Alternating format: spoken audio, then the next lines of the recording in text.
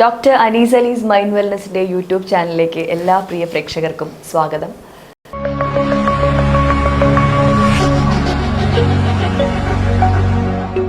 Sir, ഇത് മറ്റൊരു ചോദ്യം വന്നതാണ്.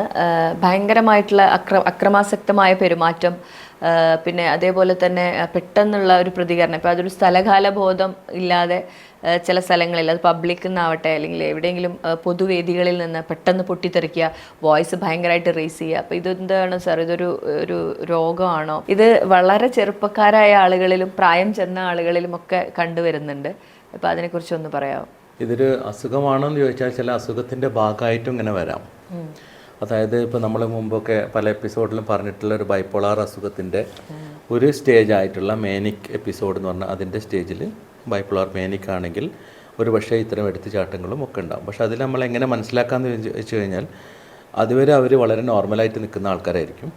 പെട്ടെന്ന് ഇപ്പോൾ ഒരു 15 ദിവസമായി അല്ലെങ്കിൽ ഒരു മാസമായി ഇയാളുടെ ക്യാരക്ടറിലൊക്കെ ഭയങ്കര ചേഞ്ച് വന്നിട്ടുണ്ട്. ഇയാൾ ഭയങ്കര അഗ്രസീവാണ്, സംസാരത്തിൻ്റെ ആ ടോണൊക്കെ വ്യത്യാസമുണ്ട്, പിന്നെ വോയിസ് കൂടുന്നുണ്ട്, പെട്ടെന്ന് ചെറിയ കാര്യത്തിന് തന്നെ അയാളൊരു കോംപ്രമൈസും ചെയ്യില്ല, അടിപിടി കച്ചറകളൊക്കെയാണ്, ഭയങ്കരമായിട്ട് കംപ്ലയിൻറ്റ്സ് ഇയാളെ പറ്റി കിട്ടിക്കൊണ്ടിരിക്കുന്നുണ്ട്. പല ഓഫീസുകളിലും പല റുട്ടീനായിട്ട് പോയിക്കൊണ്ടിരിക്കുന്ന സ്ഥലത്തു നിന്നൊക്കെ ഇയാളെപ്പറ്റി ഇങ്ങനെ കേൾക്കാറില്ലായിരുന്നു, പക്ഷേ ഇപ്പോൾ ഈടായിട്ട് കേൾക്കാറുണ്ട് എന്നൊക്കെ നമുക്ക് മനസ്സിലാവുമ്പോൾ നമുക്കറിയാം ആ അസുഖത്തിൻ്റെ ആ എപ്പിസോഡ് രണ്ടാമത് വന്നിട്ടുള്ളതാണ്. കാരണം ഈ ബൈപ്പോളാർ എന്നുള്ള കണ്ടീഷനൊക്കെ ചിലപ്പോൾ ഡിപ്രഷനിലേക്കും പോകും, ചിലപ്പോൾ മാനിക് എപ്പിസോഡിലേക്കും പോകും. ഡിപ്രഷനിലേക്ക് പോകുമ്പോൾ പൊതുവേ ഭയങ്കര സൈലൻ്റ് ആയിരിക്കും, മാനിക് എപ്പിസോഡിലേക്ക് പോകുമ്പോൾ ഭയങ്കര വയലൻസിലേക്കായിരിക്കും. അതാണ് ഒരു അസുഖത്തിൻ്റെ ഭാഗമായിട്ട് വരുന്ന ഒന്ന്. മറ്റൊന്ന് ഒരാളുടെ പേഴ്സണാലിറ്റീൻ്റെ ഭാഗമായിട്ടും ചിലപ്പോൾ വരാം. പേഴ്സണാലിറ്റീൻ്റെ ഭാഗം എന്ന് പറഞ്ഞാൽ അയാളെ വ്യക്തിവൈകല്യമായിട്ട് അയാളുടെ ഒരു വ്യക്തി സ്വഭാവമായിട്ട് മാറിയേക്കാം ഇത്തരം പ്രവണതകൾ. ഇത് നമ്മൾ ചെറുപ്പം മുതലുള്ള ആ കുട്ടിയുടെ ഒരു ക്യാരക്ടർ അത് ആ സമയത്ത് വേണ്ടമാതിരി പിടിച്ചു മാറ്റാൻ കഴിയാതെ വരികയും അയാളിൽ നിന്ന് വന്നിട്ടുള്ള ആ ഒരു വേണ്ടാത്ത ക്യാരക്ടർ എടുത്തുചാട്ടങ്ങളൊക്കെ മാറ്റിയെടുക്കാൻ സാധിക്കാതെ വരികയും പിന്നീട് അത് അദ്ദേഹത്തിൻ്റെ ഒരു ക്യാരക്ടറിൻ്റെ ഭാഗമായി മാറുകയും അയാൾ അറിയാതെ തന്നെ അയാൾ ഓരോ പ്രവൃത്തികളിലും അത് റിഫ്ലക്റ്റ് ചെയ്യുകയൊക്കെ ചെയ്യുന്നൊരവസ്ഥ. അത് പിന്നെ ഓരോ വേദിയിലെത്തുമ്പോഴും അത് റിഫ്ലക്റ്റ് ചെയ്യുകയും അതിന് നെഗറ്റീവ് ഇമ്പാക്റ്റ് കിട്ടുകയും ചെയ്തു തുടങ്ങും. കാരണം ഇപ്പോൾ നമ്മളൊരു അഡൽട്ട് ഏജിലേക്ക് എത്തിക്കഴിഞ്ഞാൽ, ഒരു പക്വത എത്തിക്കഴിഞ്ഞ ഒരു അഡൽട്ട് ആയിക്കഴിഞ്ഞാൽ നമ്മൾ പല വേദികളിലും ചില കാര്യങ്ങൾ സംയമനം പാലിക്കേണ്ടി വരും. ചിലത് നമുക്ക് പറ്റാത്ത കാര്യമാണെങ്കിൽ പോലും ചിലപ്പോൾ നമ്മളവിടെ ഒന്നും മിണ്ടാതെ ഇറങ്ങിപ്പോകേണ്ടി വരും. അല്ലെങ്കിൽ നമ്മളതിനൊരു മാൻ പവർ ഇല്ലാതെ നമ്മൾ റെസ്പോണ്ട് ചെയ്ത് കഴിഞ്ഞാൽ ചിലപ്പോൾ നമ്മളതിൽ പരാജയപ്പെട്ടു പോകും. വലിയൊരു ക്രൗഡിൽ പോയിട്ട് ഞാൻ ഒറ്റയ്ക്ക് ഒരാളുടെ കാര്യം ശരിക്കും സത്യമാണ് ഞാൻ എൻ്റെ കയ്യിലുള്ളതെങ്കിൽ ചിലപ്പോൾ ഞാൻ പറഞ്ഞു കഴിഞ്ഞാൽ ചിലപ്പോൾ എനിക്ക് അവിടെ നിലനിൽപ്പുണ്ടാവില്ല. അപ്പോൾ സാഹചര്യം നോക്കി ചിലപ്പോൾ ഞാൻ അവിടുന്ന് മിണ്ടാതെ പോരും. എന്നിട്ട് എനിക്ക് എൻ്റെ വേണ്ടപ്പെട്ട ആളുകളെ കൂട്ടിയിട്ട് അവരെ ബോധ്യപ്പെടുത്തിയിട്ട് വേണം പോകാൻ, അല്ലെങ്കിൽ നമുക്ക് അവിടെ ഒരു ഫെയിലിയർ ആയിരിക്കും ഉണ്ടാവുക. അപ്പോൾ ഇങ്ങനെയുള്ള എടുത്തുചാട്ടങ്ങൾ നമ്മൾ ആലോചിച്ച് വേണം ചെയ്യാൻ. ഇപ്പോൾ രശ്മി ചെയ്യേണ്ട ഒരു കാര്യം വളരെ കറക്റ്റായിട്ട് ചെയ്യേണ്ടതാണ്, സത്യമാണെങ്കിൽ കൂടി ചിലപ്പം ഇപ്പോൾ രശ്മിയോട് പ്രതികരിക്കാതെ പോകും. 5 നിമിഷം കഴിഞ്ഞിട്ട് ചിലപ്പോൾ അതിനൊന്ന് ആലോചിച്ച് ചിന്തിച്ച് അതിന് വേണ്ടപ്പെട്ട ആളുകളോട് അറിയിച്ചിട്ട് ചിലപ്പോൾ വരുന്ന ആളുകളുണ്ട്. അപ്പോൾ എല്ലാ ആക്റ്റും അങ്ങനെ ആയിക്കൊള്ളുന്നില്ല. ചില ആക്റ്റുകളൊക്കെ നമ്മളങ്ങനെ കോമൺ സെൻസ് ഉപയോഗിച്ച് ചെയ്യണം.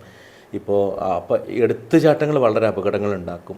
അതുപോലെ പല കാര്യങ്ങളും ഇപ്പോൾ നമുക്ക് യോജിക്കാൻ പറ്റാത്ത പല കാര്യങ്ങളുണ്ട്. അപ്പോൾ നിങ്ങൾ പറയുന്ന ഒരു കാര്യം എൻ്റെ അടുത്ത് അവതരിപ്പിക്കുമ്പോൾ എനിക്ക് പൂർണ്ണമായിട്ട് ചിലപ്പോൾ അതിനോട് യോജിക്കാൻ പറ്റിക്കൊള്ളുന്നില്ല പല കാര്യങ്ങളും. കാരണം നിങ്ങളെ മൈൻഡ് സെറ്റ്, നിങ്ങളെ ഒരു ആശയം, അതിനോട് ടേസ്റ്റ് നിങ്ങൾക്ക് ഇഷ്ടപ്പെടുന്ന ഒരാളായിരിക്കും. അത് ചിലപ്പോൾ എനിക്ക് ഇഷ്ടപ്പെട്ടോളുന്നില്ല. അത് പല കാര്യത്തിലും, ഇനിയിപ്പോൾ മതപരമായിട്ടുള്ള കാര്യങ്ങളായിക്കോട്ടെ, വിശ്വാസങ്ങളായിക്കോട്ടെ, പലപ്പോഴും ഞാൻ വിശ്വസിക്കുന്നത് ചിലപ്പോൾ നിങ്ങൾക്ക് വിശ്വാസം ആയിക്കോളുന്നില്ല, നിങ്ങൾ വിശ്വസിക്കുന്നത് എനിക്ക് വിശ്വാസം ആയിക്കോളുന്നില്ല.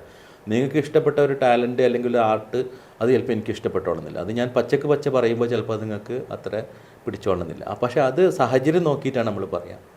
ഇപ്പോൾ നിങ്ങളെ വീട്ടിൽ ഒരു വളരെ ഇഷ്ടപ്പെട്ട, നിങ്ങൾക്ക് വളരെയധികം ഇഷ്ടപ്പെട്ട് കുറേ കാലങ്ങൾ നിങ്ങൾ മനസ്സ് കൊണ്ടിരുന്ന ഒരു കാര്യം നിങ്ങളവിടെ ഇംപ്ലിമെൻറ്റ് ചെയ്ത് നിങ്ങളെ ആർക്കിടെക്റ്റിനോടും എൻജിനീയേഴ്സിനോടൊക്കെ പറഞ്ഞ് നിങ്ങളത് ഇംപ്ലിമെൻറ്റ് ചെയ്ത് വളരെ സന്തോഷപൂർവ്വം നിങ്ങളെ വീട് ഞാൻ കാണാൻ വരുമ്പോൾ, നിങ്ങൾ എനിക്ക് അവതരിപ്പിച്ച് തരുമ്പോൾ ഞാനതിൽ ഓക്കെ, അറ്റ്ലീസ്റ്റ് എനിക്കത് അത്ര ഇൻട്രസ്റ്റ് തോന്നിയിട്ടില്ലെങ്കിൽ പോലും ഒരു കോമൺ സെൻസ് ഉപയോഗിച്ച് ഞാൻ ഓക്കെ, നന്നായിട്ടുണ്ടല്ലോ രശ്മി, അത് കൊള്ളാട്ടോ, ശരി, കുഴപ്പമില്ല എന്ന് പറയുന്നത് നിങ്ങൾക്ക് ഉണ്ടാക്കുന്നൊരു ഇമ്പാക്റ്റ് എത്ര നല്ലതായിരിക്കും. അതേസമയം ഞാൻ പറയുന്നത് ഇതിലൊന്നും വലിയ കഴമ്പൊന്നുമില്ല, ഞാൻ അതിനെ ക്രിട്ടിസൈസ് ചെയ്ത് അതിൻ്റെ നെഗറ്റീവ്സും പോസിറ്റീവ്സും ഒക്കെ എടുത്ത് പറയുമ്പോൾ നിങ്ങൾക്ക് ഉണ്ടാകുന്നൊരു ഇമ്പാക്റ്റ് കൂടി നമ്മൾ ആലോചിക്കേണ്ട. അപ്പോൾ ചിലതൊക്കെ നമ്മുടെ സാഹചര്യം നോക്കിയിട്ട് വേണം പറയാൻ. നമുക്ക് ചിലപ്പോൾ യോജിക്കാൻ പറ്റിയില്ലെങ്കിൽ മറ്റൊരു വ്യക്തിക്ക് ചിലപ്പോൾ അതിനോട് യോജിക്കാൻ പറ്റിയതായിരിക്കും. അപ്പോൾ ഇങ്ങനെയുള്ള എടുത്തുചാട്ടങ്ങൾ, കോപങ്ങൾ, വൈകാരികമായി പ്രവർത്തിക്കുന്നത് നമ്മൾ ശ്രദ്ധിക്കണം. അത് പേഴ്സണാലിറ്റീൻ്റെ ഭാഗമായിട്ട് വരാം, ബോർഡർ ലൈൻ പേഴ്സണാലിറ്റീൻ്റെ ഭാഗമായിട്ട് വരാം, എടുത്തുചാട്ടങ്ങളൊക്കെ അങ്ങനെ വരാം. ഇതൊക്കെ നമുക്ക് ഡയഗ്നോസ് ചെയ്ത് ചില സൈക്കോമെട്രിക് ടെസ്റ്റുകളൊക്കെ ചെയ്ത് സൈക്കോളജിക്കൽ ഇവാലുവേഷൻ നടത്തിയതിന് ശേഷം മാത്രമേ നമ്മൾ അത്തരത്തിലൊരു പേഴ്സണാലിറ്റിന്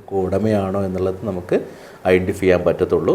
എന്നതിന് ശേഷം അങ്ങനെ വല്ലതും ഉണ്ടെന്ന് ഡയഗ്നോസ് ചെയ്ത് കഴിഞ്ഞാൽ നമ്മളതിനെ കറക്റ്റ് ചെയ്യാൻ വേണ്ടിയിട്ട് ചില കൗൺസിലിങ്ങും സൈക്കോതെറാപ്പിയൊക്കെ കൊടുക്കുകയും അതിനോടനുബന്ധിച്ച് വല്ല മെഡിക്കേഷൻ സപ്പോർട്ട് ആവശ്യമുണ്ടെന്ന് തോന്നുകയാണെങ്കിൽ അത് അവരുടെ ബൈസ്റ്റാൻഡേഴ്സിനെയും പേഷ്യൻറ്റിനെയും ബോധ്യപ്പെടുത്തിയതിന് ശേഷം അവരും കൂടി വില്ലിങ് ആണെങ്കിൽ അതും നമ്മൾ തുടരുകയാണ് പതിവ്. അപ്പോൾ അത്തരം കാര്യങ്ങൾ നമ്മളധികം വളരെയധികം ശ്രദ്ധിക്കണം. ഇങ്ങനെയുള്ള എസ്പെഷ്യലി അഡൽട്ട്ഹുഡിലേക്ക് വരുമ്പോൾ നമ്മൾ ഇത്തരം കാര്യങ്ങൾ എല്ലാവരും മോണിറ്റർ ചെയ്യും. ചെറുപ്പത്തിലൊക്കെ കാണിക്കുന്നതാണെങ്കിൽ അതൊരു ചെറിയ കുട്ടിയല്ലേ എന്നുള്ള രീതിയിൽ നമുക്ക് അതിനെ രക്ഷപ്പെടാൻ പറ്റിയെന്ന് വരും. മറ്റുള്ളത് നമുക്കതിന് രക്ഷപ്പെടാൻ പറ്റില്ല എന്ന് മാത്രമല്ല നമ്മളെ ഫ്യൂച്ചറിന് നമ്മളെ പ്രോഗ്രസ്സിനൊക്കെ അത് ബാധിക്കും. അത് നമ്മളെ നല്ലോണം ബാധിക്കുന്നതുകൊണ്ട് തന്നെ അത് നമ്മൾ സൂക്ഷിച്ച് വേണം കൈകാര്യം ചെയ്യാൻ. ഈ ഒരു അവസ്ഥ ഇപ്പം ഒട്ടുമിക്ക സ്ഥലങ്ങളിൽ നമ്മൾ ഒരു പൊതുവേദിയിൽ പോവുകയാണെങ്കിലും ഫംഗ്ഷന് പോവുകയാണെങ്കിലും ഒരു പക്ഷേ സാറ് പറഞ്ഞത് മാതിരി എന്താണ് ആ പേഴ്സണാലിറ്റീനെ ബാധിച്ചിട്ടുള്ളത്, ഇനി അത് വല്ല ഈ ഒരു മാനസിക വൈകല്യത്തിൻ്റെ ഭാഗമായിട്ടാണോ അങ്ങനെ പ്രതികരിക്കുന്നത് എന്താണെന്ന് നമ്മൾ തിരിച്ചറിഞ്ഞു കഴിഞ്ഞാൽ തീർച്ചയായിട്ടും നമുക്കതിനൊരു പോംവഴി കണ്ടെത്താൻ സാധിക്കും.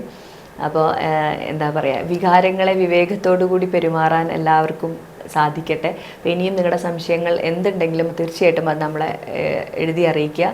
ഡോക്ടർ അതിനുള്ള മറുപടി വളരെ വ്യക്തമായിട്ട് തന്നെ നിങ്ങൾക്ക് നൽകുന്നതായിരിക്കും. അടുത്ത എപ്പിസോഡിൽ വീണ്ടും കാണാം. അതുവരെ ബൈ.